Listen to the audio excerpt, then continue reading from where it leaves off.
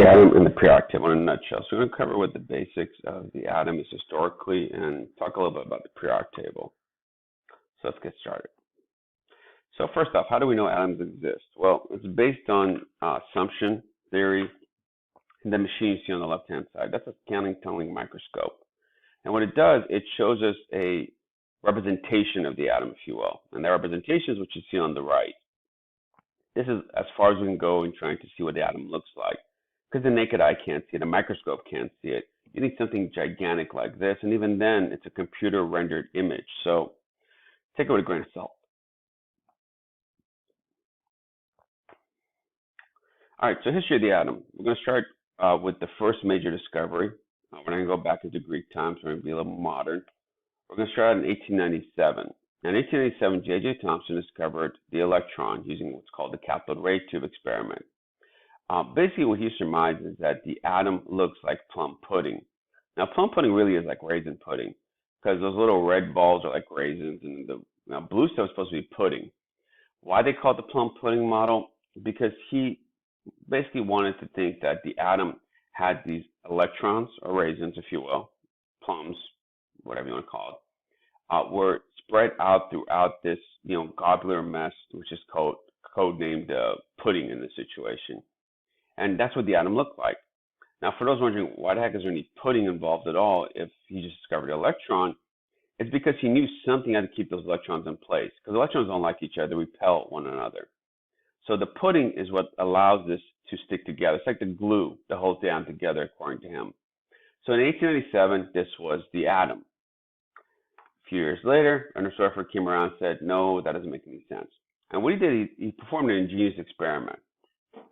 He had this alpha particle inside this container, which are basically positively charged particles. To be exact, they look like this. They're basically helium nuclei, so the nucleus of a helium atom. He shot that this gold foil. Now, if Thomson was correct, all these alpha particles which are positively charged should go straight through. Nothing should happen. But something interesting happened. By the way, the way you could tell if it went straight through or hit anything else, this thing glowed when energy hit it. So when an alpha particle hit it, you saw this phosphorescence. So you saw a little green, dots or circles that indicated something hit there. And that's how they knew something hit, because otherwise you couldn't see it with your naked eye, obviously, right? So what he found out, some of them actually got deflected. So much so that some of them actually started coming back toward their source. The only way that makes sense is they must be hitting something that's also positively charged. Why? Because positive and positive repel. If it was negative, it would stick together. And what's even more important than that is the fact that it didn't hit that often. So that means that whatever this thing is very small. So thus, we found the positively charged nucleus. So whereas Thomson didn't have a nucleus, Rutherford does. The experiment showed two different things. Nucleus is positively charged, and most of the atom is empty space. Those are two contributions to the atom. And this is what we call the nuclear model of the atom, because it has a nucleus. Notice I didn't mention neutrons because it wasn't discovered yet. It was discovered by Chadwick in 1932, so that was about 20 years after this. But he discovered the nucleus, discovered it was positively charged, and afterwards, a few years later, he actually discovered the proton too, which is what made the nucleus positive. So that's the order of discovery if you're interested. It's the electron first, then the proton, then the neutron. All right, and to look at this experiment a little more closely, see how when you had this little positive charged nucleus and you hit it, it deflected, whereas most of the particles were able to go straight through because of empty space. Now, obviously, this image is designed to show you more deflections than anything else, but the majority of them went straight through and didn't do anything. This is called the gold foil experiment, also called the scattering experiment. Either way, it demonstrated the nucleus was positively charged and had a nucleus. So what's the primary difference between the nuclear model and the plum pudding model? Nucleus. Rutherford has a nucleus. Thomson didn't. Why is the nucleus of the atom positively charged? We know it's because it has the positively charged particles called the proton. Which experiment allowed us to understand that the nucleus was positively charged? Gold foil experiment. Because remember, he shot the alpha particles were positively charged. Because they got deflected, positively charged nucleus came around. All right, so periodic table, we're going to look at the different components. We looked at this earlier as well, so we're going to look at it again. So atomic number is 6, symbol is C, and there's your mass. remember your protons and neutrons are usually equal to this. I'm sorry, protons and electrons are equal to this number, which is called your atomic number. If you change your protons, you change the atom. If you change the electrons, you make it to an ion. There's your difference.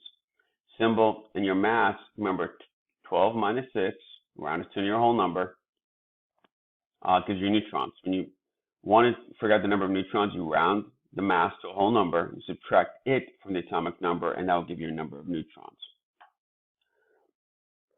Project was covered by Dmitry Mendeleev in 1969, who arranged it based on atomic number. All right, atomic notation. So we talked about this earlier as well, but once again, your top number is your mass always, and that's your protons plus your neutrons, which is your Z and N. So there's symbology that's associated with it. So A is your mass number. You need to know that. I know what you're saying. Why did they just use M? It makes more sense. They ran out of letters by this point, so they had to figure out a new one. So they went with A randomly. And Z is your atomic number. All you need to know is your top number is always your mass, your bottom number is your atomic number. So if they say Z or A, just remember it's alphabetical. A is on top, Z is on the bottom. Big number is your mass, that's your A. Bottom number is your atomic number, and smaller, and that's your Z. You need to know that. When you subtract your Z from your A, you get your neutrons. So let's look at an example of that. So the top number is 235, which is protons plus neutrons. Bottom number is your atomic number, which is just your number of protons. All right, ions. What is an ion? An ion occurs when an atom either gains or loses electrons to another atom. So two atoms collide, and the one that has a greater attraction to electrons pulls an electron out from the one that has less attraction. That's the way it works. So as a result of that, you have what's called cations and anions. So the one that loses, so if you look at sodium on the left, you see it has this one electron in the 1, 2, 3rd ring. And here, because it collided with something, it lost an electron. And as a result, look how many rings it has. 2 rings. So it lost the whole ring. A couple things you should notice, atom gets smaller. Cations are smaller in size than a neutral atom. Why? Because that's the whole ring. That's our whole shell. That's a big portion of their size. They go about half the original size. Because it lost an electron, it went from having 11 protons, let me put it here, 11 protons and 11 electrons, to 11 protons and 10 electrons, because it lost 1 electron, right? So what's the charge now? Positive 1. You have 11 pluses and 10 negatives. That gives you 11 pluses. So cations features, once again, it's when an atom loses electrons. It has a positive charge, and it is smaller than a neutral atom. These are all features of cations that you need to know. Anions, the one that basically beat up this metal to get electrons. So this has a greater attraction toward electrons than this does. This is a metal, sodium's a metal, chlorine's a non-metal. And as a general rule, non-metals have greater attraction to electrons than metals do. So keep that in mind. Another way of looking at it, metals are losers. They will always lose the electrons. And I mean always lose the electrons. And as a result, it always gets smaller in size and loses rings. It becomes interesting. All right, chlorine. You have a total of 7 valence electrons. You have 1, 2, 3, 4, 5, excuse me, 6, 7. You have 7 electrons. So what happens? It's going to gain 1 electron because it has a greater attraction to electrons, so there's already 7 there. When it gains an electron, it goes from having 7 valence electrons to 8. What happens to the size? The size gets bigger. So whereas cations are smaller, anions are bigger than their neutral atom. And that's because electrons don't like each other, so they repel one another and they push away, making the atom bigger. Remember, the size, the distance from the nucleus to the outermost electrons. They are valence electrons. So in this situation, that size gets bigger. So anions when you gain electrons, cations when you lose. In case you're wondering, so this has 17 protons, 17 electrons. This has 17 protons as well, but it has 18 electrons. So now you have a -1 charge. So anions have a -1, or a negative charge. It's not always -1, I shouldn't say that. And cations are always positive. So cation ion with a positive charge, if a neutral atom loses one or more electrons, it becomes a cation. And an added bonus, they're metals. Cations are typically metals. So here's 11 protons, 11 neutrons, electrons. And now you have 11 protons and 10 electrons. So what's your charge? Positive 1. Anion is an ion with a negative charge. If a neutral atom gains one or more electrons, it becomes an anion. So you have 17 protons, 17 electrons initially. Now you get 17 protons and 18 electrons. So that's why -1 charge. It's got more negatives than positives. Notice the protons aren't changing, just the electrons are. So if you lose protons, you become a cation.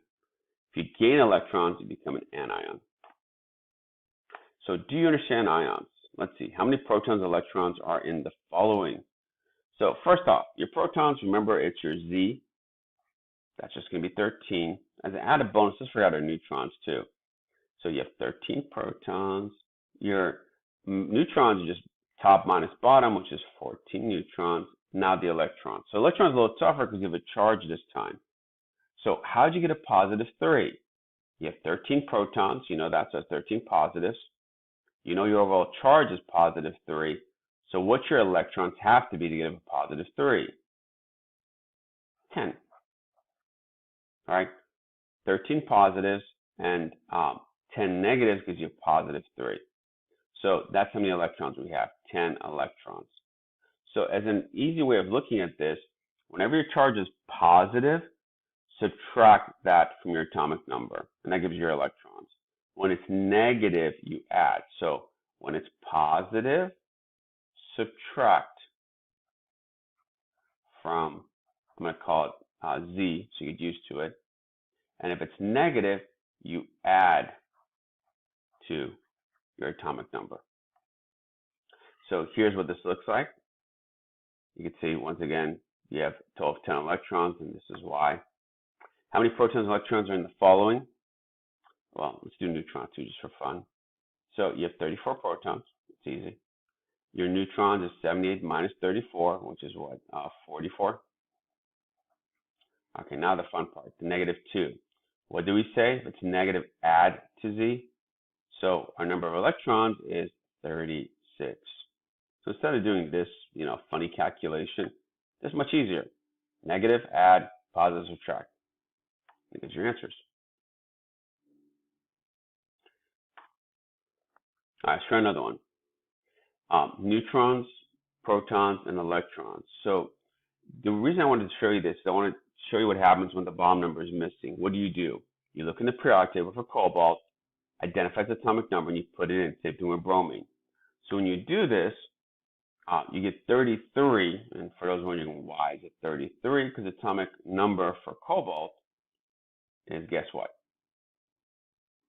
27. So 30 minus 27 gives our neutrons, which is 33. So you could get that from periodic table. And the only way you can figure out the neutrons is if you had the atomic number anyway. So that's how you figure it out when they don't give it to you. Your protons is obviously going to be 27. Your electrons, because the atom is neutral, and the reason we know it's neutral, no charge in the upper right-hand corner, is also 27. For bromine, it's 46. So what is your atomic number for it? 35, because that's going to be 70, 81. And this is from the periodic table. Once again, you get this before you get this. Your protons is going to be 35. Your electrons, 35. All right, for this one, we have 36 neutrons, 29 protons. So we know we have 29 as our bottom number. Our top number is going to be 50, 65. And then our electrons are the same as our protons, so the atom is neutral. So what element is this? Copper. And the way you would figure that out, you see what is the atomic number 29, and you find it's copper, and you're done. So that's how you determine that. Let's try another one. How many neutrons are there in 52 over 26 Fe? Well, if you count, it's 52 minus 26, which will give you 26. So here's where the confusion usually occurs. This is representing the average of all the mass in the periodic table. When you see questions, they're going to give you isotopes. These are the individual variations of it, right? That's why this number will never match this number. When you're doing questions related to getting neutrons, you're usually looking at isotopes only. So keep that in mind. Don't use the mass in the periodic table. Use the mass they give you. Because the easy thing students will do, they're like, oh, it's 52. Oh, wait, periodic table is 56. We're going to go 56. No, don't do that. Do not do that. It's going to be 52. Because what I showed you in the beginning is that that's the most common thing you do, right? Just look at the mass. Oh, it's 56 minus 26. That's 26 is your neutrons. No. You got to look at this. So that's 52. So how many neutrons it has? What's 52 minus 26? All right. So that would be 26. So that's how you figure it out. If you're doing it for this element, then it's 56 minus 26, which would be 30 neutrons. So pay attention to the masses. The mass in the periodic table is an average. It's like me taking your weight by looking at the class average and saying that's your weight. It's wrong, right? So you need to do your individual masses for the isotopes, and that's going to be given to you. So keep that in mind.